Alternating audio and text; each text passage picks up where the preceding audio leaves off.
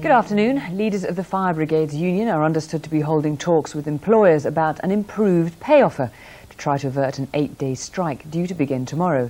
It's thought the local authorities are considering an increase of 16% to be paid in stages and linked to changes to firefighters' working practices. But the Chancellor, Gordon Brown, is insisting the government won't provide any extra money. The firefighters' leader, Andy Gilchrist, made his way to meet his team at a London hotel a mile from where the employers are meeting. The firefighters annoyed that they've read about a possible 16% offer in the newspapers, not in any formal proposal. It's fairly obvious that the employers need to make a significant offer on pay, and as yet they've not done that. The local authorities are expected to propose a 16% pay increase phased in over a year, but say anything above the 4% they've already promised would have to be found from savings or from the government. I won't be offering the union 16% if there's no money on the table from government. The political stakes have risen, with the military saying emergency fire duties are overstretching resources, while the Prime Minister, quizzed in Prague today, says the armed forces can do both fire backup and military preparations. The Princess Royal has become the first member of the royal family to have a criminal record. She pleaded guilty to a charge under the Dangerous Dogs Act after her bull terrier bit 2 children in Windsor Great Park. She's been fined £500.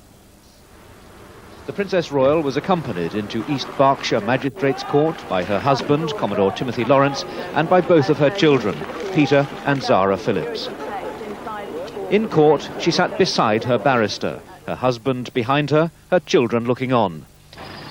The court then heard how on the 1st of April, the Princess was exercising her 3 English bull terriers in Windsor Great Park. One of them, a young dog called Dottie, attacked 2 children who were out for a bicycle ride, biting both of them. The dog's behaviour was most uncharacteristic, said the Princess's lawyer. Dottie was in fact great fun, said an expert on dangerous dogs.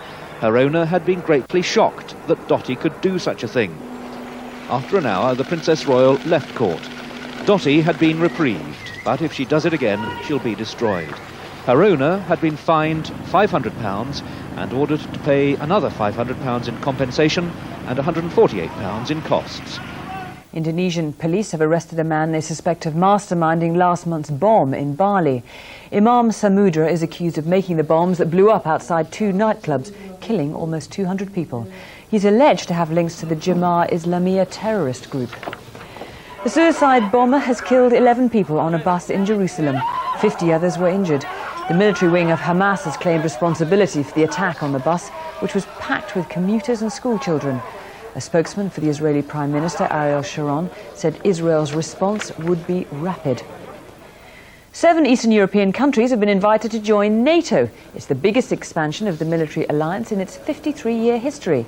NATO members have also approved the UN's efforts to disarm Iraq, but stopped short of suggesting collective action if weapons inspectors are obstructed. A Catholic priest is starting a 5-year prison sentence for a series of sexual assaults on boys. 68-year-old Michael Hill from Surrey admitted 6 charges of indecent assault. It's the second time he's been sentenced for sex offences.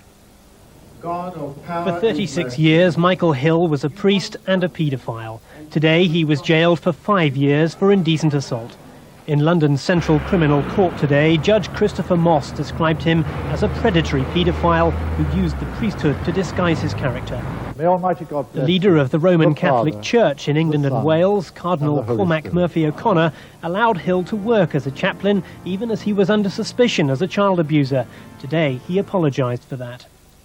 In a letter to The Times, he said, "I'm deeply sorry for the damage he's done and to the extent that my decision contributed to any of that damage." He said, as far as he knew, every other allegation made against a priest during my time at Arundel and Brighton was reported to or investigated by either the social services or the police. It's become a matter of trust, and the church now has even more work to do. The Newcastle United boss, Sir Bobby Robson, has received his knighthood from the Queen. It's for his contribution to the beautiful game at home and abroad. He's just guided Newcastle into the last 16 of the Champions League. His previous managerial successes include leading England to the World Cup semi-finals in 1990. That's it. There are news bulletins every hour on BBC News 24. I'll be back with the 6 o'clock news on BBC One. Bye-bye.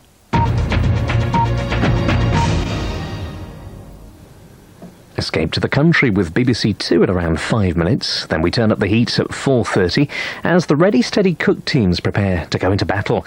And she's just as horrid when she's over there. Anne Robinson with The Weakest Link USA at 5:15.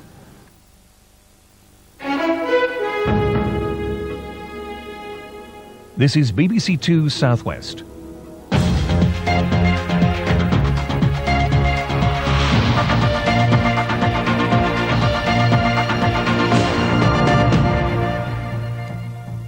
Good afternoon. Firefighters have been meeting across the region to consider their response to a new pay offer being drafted by their employers.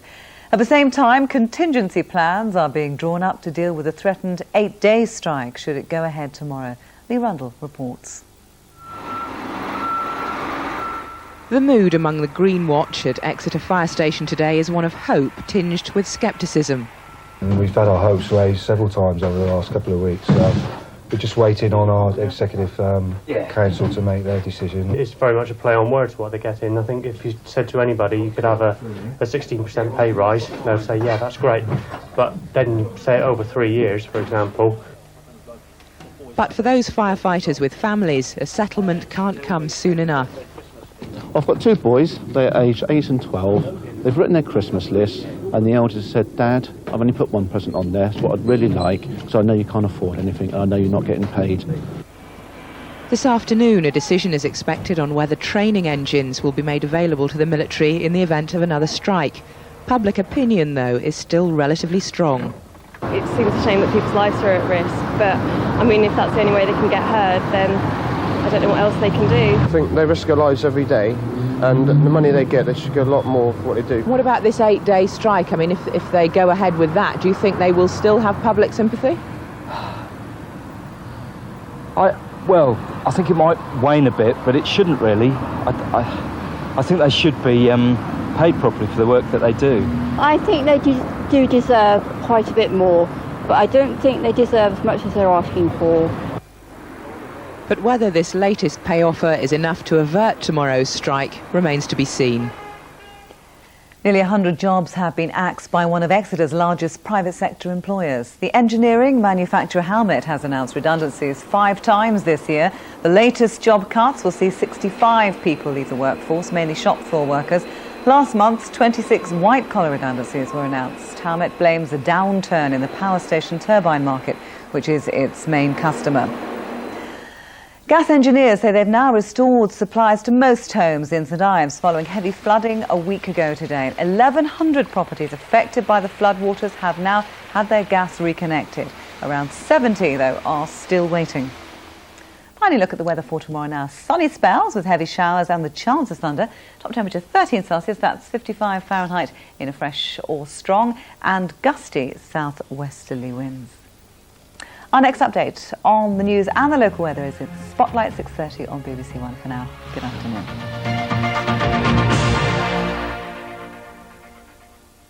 Good afternoon. If you're heading out this afternoon, it's worth taking the umbrella with you.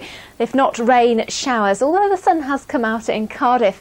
Contrast that with Leeds, currently a rather grey view, and most of the country is blanketed in cloud with outbreaks of rain. And this main swathe of cloud here is a weather front that's hedging its way northward, so the rain is likely to intensify across the northeast of Scotland in the next few hours. And here, with the river levels high, there's the risk of further flooding and, of course, hazardous driving conditions.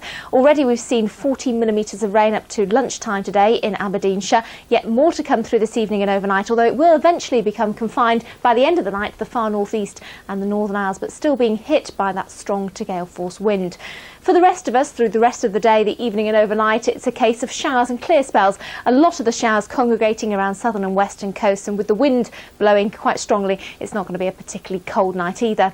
But with sunshine and showers tomorrow, that's the good news, really. The brightness returns. There will be quite a lot of showers around southern and western coasts already with us through the night there tomorrow morning, and they'll migrate a little further inland, perhaps fewer for central and northern parts of the UK, and much, much drier for many parts of Scotland. But still that wind and rain for the far north. And into Saturday, still some rain here as well, but for most of us a repeat performance. Sunshine and showers, those showers passing through on a pretty brisk wind, some hail, some thunder. Fortunately, fewer showers by Sunday, but unfortunately more rain into the beginning of next week. Bye-bye. George Eliot. She created scandal after scandal. Free thinker. The scriptures mingle truth and fiction, and I cannot support their doctrines. Rule breaker. To take him away from his wife and children, unforgivable. Trailblazer. George Eliot's work was a revelation to her readers. Maureen Lipman presents the extraordinary life of one of our greatest novelists, George Eliot, author of Daniel Deronda, Sunday at 5:35 on BBC One.